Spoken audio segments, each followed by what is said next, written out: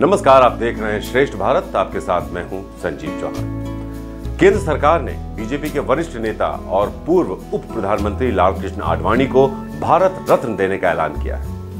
लालकृष्ण आडवाणी को लेकर कई कयास लगाए जा रहे थे। उनका नाम राष्ट्रपति पद के लिए भी सुना गया, लेकिन ऐसा हुआ नहीं। राजनीति से रिटायर होने के बाद, राजनीतिक जीवन छोड़ने के बाद आडवाणी को पार्टी में ही साइडलाइन कर दिया गया था।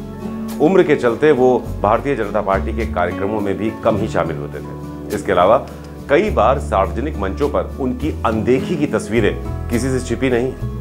यही वजह है कि आडवाणी ने सार्वजनिक जीवन में हिस्सा लेना ही लगभग बंद ही कर दिया था। वो अपने घर तक सीमित हो गए थे। राम मंदिर आंदोलन के लीडर रहे आडवाणी ने पूरे देश में बीजेपी को फैला दिया। राम मंदिर आंदोलन से पहले देश में बीजेपी केवल 2 सीटों तक सीमित थी। अयोध्या राम मंदिर में रामलला की प्राण प्रतिष्ठा का श्रेय अगर पीएम मोदी को जाता है, तो इस पूरे आंदोलन की नींव रखने का श्रेय लालकृष्ण आडवाणी को जाता है। राम मंदिर आंदोलन के लिए आडवाणी ने गुजरात के सोमनाथ से अयोध्या तक रथ यात्रा निकाली थी। इस रथ यात्रा की कमान मौजूदा प्रधानमंत्री नरेंद्र मोदी के साथ बीजेपी के दिवंगत नेता प्रमोद महाजन ने संभाली थी। ये लालकृष्ण आडवाणी की रथ यात्रा का ही कमाल था कि 1991 के चुनाव में बीजेपी को 120 सीटें हासिल हुई थी। आडवाणी ने सोमनाथ से 25 सितंबर 1990 को राम मंदिर आंदोलन के लिए रथ यात्रा की शुरुआत की थी, जिसे 30 अक्टूबर को अयोध्या में खत्म होना था।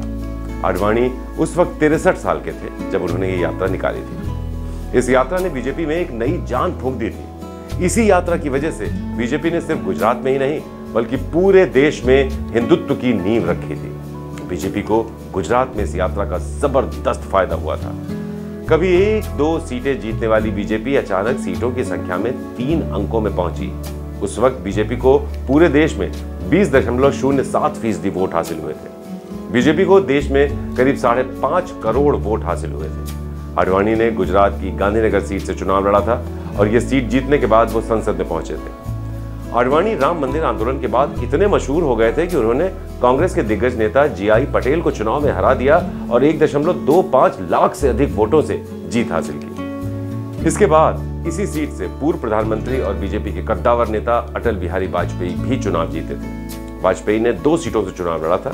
गांधीनगर के अलावा दूसरी सीट लखनऊ की थी।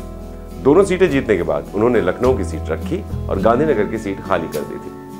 आडवाणी गांधीनगर की सीट से चुनाव लड़ते रहे और हर बार उन्हें जीत मिलती गई।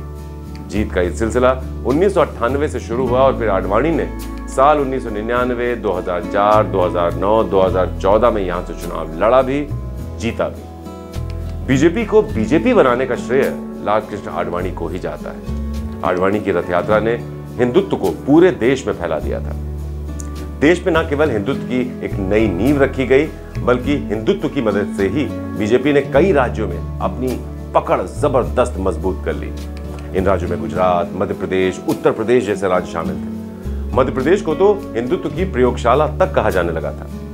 कांग्रेस की दिग्विजय सरकार को गद्दी से उतारने के बाद बीजेपी ने वापस मुड़कर नहीं देखा और 20 साल से भी ज्यादा वक्त से मध्य प्रदेश में बीजेपी का दबदबा है।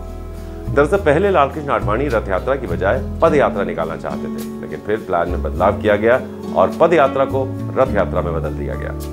इस यात्रा ने आडवाणी को पूरे देश में हिंदूवादी नेता की छवि दी। हालांकि आडवाणी रथ यात्रा को पूरा नहीं कर पाए। 23 अक्टूबर 1990 को जब रथ यात्रा बिहार के समस्तीपुर पहुंची तो उन्हें गिरफ्तार कर लिया गया। अब लालकृष्ण आडवाणी अटल बिहारी वाजपेयी के बाद भारत रत्न पाने वाले दूसरे बीजेपी के नेता बन गए।